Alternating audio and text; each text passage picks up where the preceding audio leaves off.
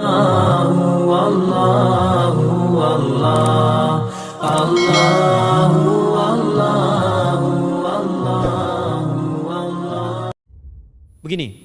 apakah semua orang yang puasa bisa mendapatkan 4 kemuliaan tadi atau tidak? Ini poinnya. 4 itu kalau digabungkan jadi takwa namanya. Singkatnya, apakah semua orang puasa pasti bertakwa? Ya, tanya-tanyakan Al-Quran. Apa jawaban Allah di Al-Quran? Dijawab langsung di ayat Siyam. Al-Baqarah ayat 183. Ya ayyuhalladzina amanu kutiba alaikumus kama kutiba alal ladzina min la'allakum. Nah, kalimat tattaqun itu diawali dengan kata la'allakum. La'alla itu namanya harfu taraji. Saya ulang ya, di ilmu nahwu la'alla disebut harfu taraji. Al-Imam As-Suyuti berkomentar begini.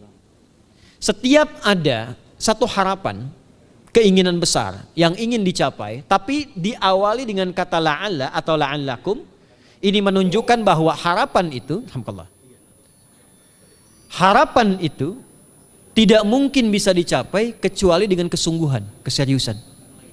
Jadi ketika Allah menutup kalimat puasa, ayat puasa dengan kata la'allakum, seakan memberi kesan tidak semua orang puasa akan mendapatkan kenaikan takwa dan jaminan 4 kemuliaan tadi kecuali orang yang serius puasanya, orang yang sungguh-sungguh puasanya. Karena itulah untuk menunjukkan kesungguhan itu, bagian terakhir kita, Nabi memberikan 3 amalan utama. Saya akan bacakan dengan cepat 3 amalan utama yang dikuatkan oleh beliau kepada para sahabat sebelum tiba Ramadan dan sampai sekarang menjadi kurikulum Ramadan Nabi. Jadi kalau ibu bapak ingin mengeluarkan kurikulum Ramadan Nabi, nanti bikin agenda saat Ramadan ya, supaya nggak pusing nanti kalau masuk hari pertama apa yang dikerjakan, hari kedua apa yang dikerjakan, subuh apa, siang apa, sore apa. Cuman nanti saya berikan 3 yang pokok ini. Ada 3. 1, meningkatkan sholat. Saya ulang ya, meningkatkan apa? Sholat. Kalau meningkat secara singkatnya berarti bertambah dari yang sekedar fardu, tambah dengan apa? Sunnah. Maka dari sekarang keluarkan semua jenis sholat-sholat sunnah. Keluarkan dari sekarang apa saja, siang dan malamnya. Yang rawatib ada berapa rawatib? Rawatib 12. Ya, rawatib itu yang melekat dengan sholat fardu dan menentukan untuk memperbaiki sholat fardu.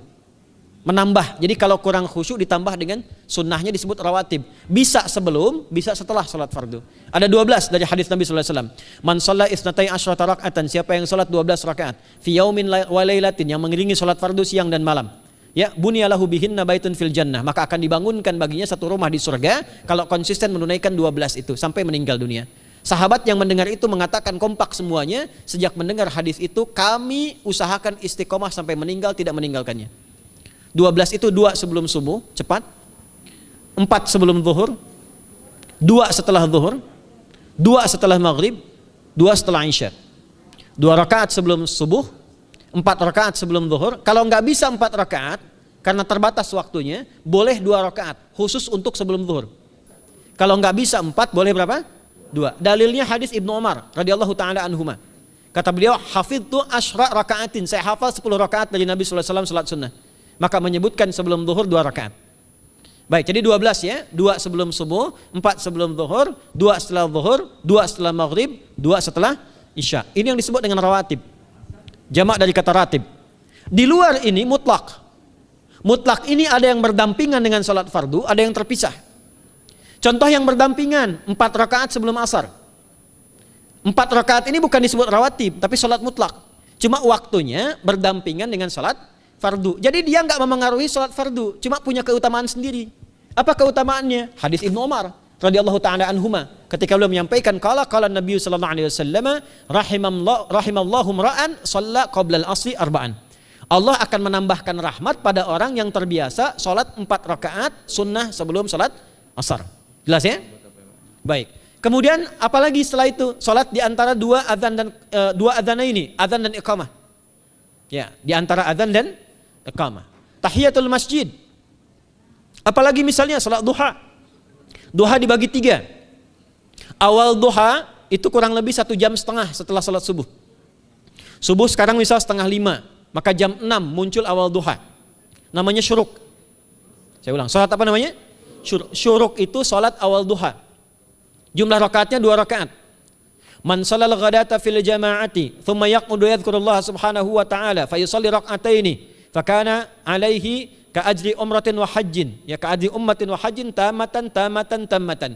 Siapa yang salat subuh 2 rakaat dengan berjamaah, ya, dan umumnya kalau berjamaah bisa ke masjid di masjid.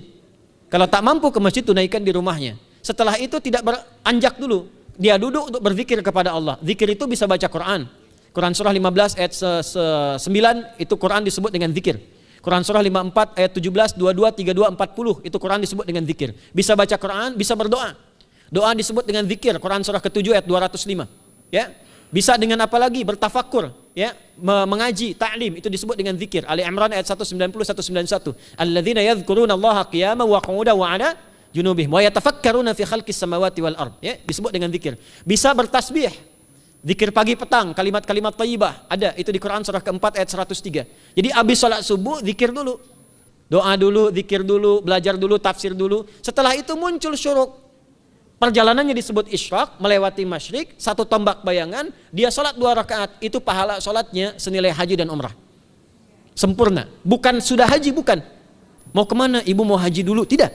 Ya, hajinya nanti bulan Dzulhijjah. Tapi senilai haji dan umrah itu 2 rakaat. Awal duha disebut apa? Syuruk. Pertengahan duha sekitar jam 9 jam 10. Jumlahnya 2 sampai 4 rakaat.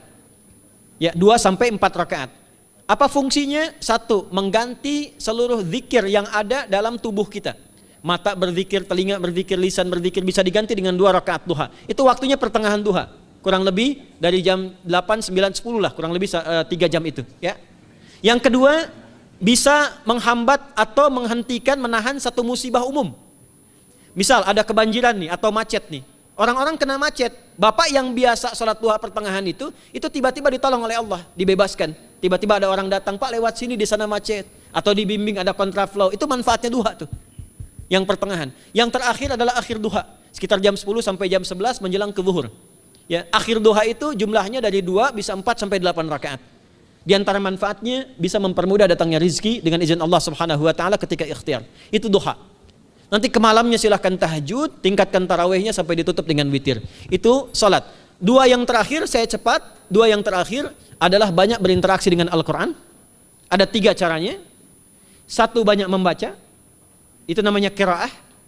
Silahkan Bapak Ibu siapkan dari sekarang, targetnya khatam misalnya 1 kali berapa juz? 30 juz. Kalau mau gampang bagi 30, berarti 1 hari berapa? 1 juz. Paling gampang lagi, supaya nggak capek ngajinya, supaya nggak capek, bagi 1 juz 5 waktu sholat. Contoh, juz pertama itu Al-Baqarah plus Al-Fatihah. Al-Fatihah saya nggak hitung lah karena sudah hafal ya. Al-Baqarah itu 141 ayat, juz pertama. Bagi 5, 28. Jadi setiap ketemu waktu sholat, bagi 2 lagi, 28 bagi 2 berapa? 14. Sebelum sholat baca 14 ayat, setelah sholat baca 14 ayat. Itu 14 ayat tuh paling-paling gak nyampe 5 menit Bu Pak. Kalau investasi 10 menit setiap waktu sholat bagi 2 kita baca 14 ayat, itu insya Allah selesai Ramadan khatam Quran. Itu udah rumus. Ya, tidak cukup dengan amin, siapkan dari sekarang. Siapkan.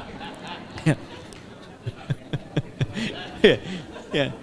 Kemudian mengkaji, kajian, tilawah. Itu tilawah itu di hadis Muslim pahalanya banyak. Ya, majtama'a qaumun fi baitin min buyutillahi. Ya, kita ngajinya Quran hadis ya, biar ya, lebih kuat dalilnya. Majtama'a qaumun fi baitin min buyutillahi yatsluna kitaballahi wa yatadarasuna fi ma bainahum. Ya, siapa yang bisa tilawah Quran, ngaji, tafsir, keluarkan misalnya untuk Ramadan 10 hari saya pengen tahu Al-Fatihah. Itu ketika dilakukan punya 4 keutamaan. 1, ghasyiyatuhum rahmah. Selama ngaji rahmat Allah dibentangkan. Kalau pengen doa cepat dikabulkan, kalau istighfar diampuni. Yang kedua, awas ini nazalat alaihimus sakinah, diberikan ketenangan dalam jiwa. Bapak Ibu pengen di rumah tangga nyari sakinah, isi dengan Quran di rumah. Amalan terakhir infak. Ya, hadisnya dari Ibnu Abbas, Ibnu Abbas radhiyallahu taala anhuma, qala, ya, beliau mengatakan kana Nabi sallallahu alaihi wasallam ajwadan nas wa ajwadu ma yakunu fi Ramadan. Adalah Nabi sallallahu alaihi wasallam itu orang yang sangat luar biasa dermawan dan lembut. Dan bertambah dermawan lagi ketika tiba Ramadan. Apa yang dilakukan Nabi? Mensupport sahabat, siapapun yang punya anggaran untuk infak, disiapkan sebelum Ramadan. Jangan berpikir banyak Bu. Yang penting ada anggaran. 30.000 nggak ada masalah. Setiap hari 1.000, tidak harus uang, makanan. Pernah dengar hadis ini nggak? Siapa yang memfasilitasi bukaan orang puasa walaupun dengan sebiji kurma dan sehirup air, maka dia mendapatkan pahala seperti orang puasa itu tanpa dikurangi sedikit pun. Ada? Hadisnya sahih di At-Tirmidzi. Tapi bukan berarti nyari kurma ke Tanah Abang setiap hari 1. Terus minumnya 1 sedotan aja ganti-ganti. Ya, maksudnya apa? Yang paling minimal kita bisa keluarkan. Itu pahalanya 700 kali lipat dikali 10. Paling standar. 700 kali itu standar biasa di hari ini. Dalilnya Al-Baqarah ayat 261 yang dibacakan Adinda tadi kita itu. Ramadan kali 10 lagi. Maka dari itu disiapkan dari sekarang untuk infak. Kalau kami di desa itu, ibu saya selalu kalau Ramadan itu RT-nya setiap rumah. Ini untuk bukaan hari ini rumah A, rumah B, rumah C. Bukaan besok rumah A, rumah B, rumah C. Boleh tuh di PWM Pak dipraktikkan. Ya, misalnya anggota perserikatan siapa dikasih kesempatan. Mungkin nanti yang lain kurmanya, yang ini misalnya jeruknya, yang ini ininya. Setiap ada bukaan ya kirim ke yatimnya, ya kemudian ke pondok-pondok asuhan Muhammadiyah yang tadi disebutkan sekian ribu itu, cari pahala. Ya, saya kira itu yang bisa saya sampaikan sampai dengan batas waktu yang diberikan. Semoga bermanfaat dan semoga Allah Subhanahu wa taala memberikan kemuliaan kepada kita semua, kesehatan, dan yang terakhir saya ingin sampaikan doa penting. Tolong hafalkan doa ini. Dan ini doa yang diajarkan Nabi menjelang Ramadan. Supaya mendapatkan kesehatan, kekuatan, keselamatan untuk beribadah saat Ramadan. Hadisnya di At-Tirmidzi nomor hadis 3254. Qala, langsung saja qala Nabi sallallahu alaihi wasallam. Allahumma ahillahu alaina bil yumni wal iman was salamati wal islam rabbi wa rabbukallah. Nah, itu tolong nanti dihafalkan, tadi sudah direkam, dibimbing. Nanti ketika ditetapkan masuk awal Ramadan, bacakan itu. Ya Allah, anugerahkan awal Ramadan kepada kami dengan ketenangan, kedamaian, kekuatan iman, keselamatan, sehat, nggak sakit sampai selesai puasanya, diberikan kekuatan untuk ibadah dalam keislaman dan diikhlaskan hanya karena Allah Subhanahu wa taala. Subhanakallahumma wa bihamdika nasyhadu an la ilaha illa anta nastaghfiruka wa natubu ilaik wa akhiru da'wana alhamdulillahi rabbil alamin wal 'afu minkum fastabiqul khairat. Assalamualaikum warahmatullahi wabarakatuh.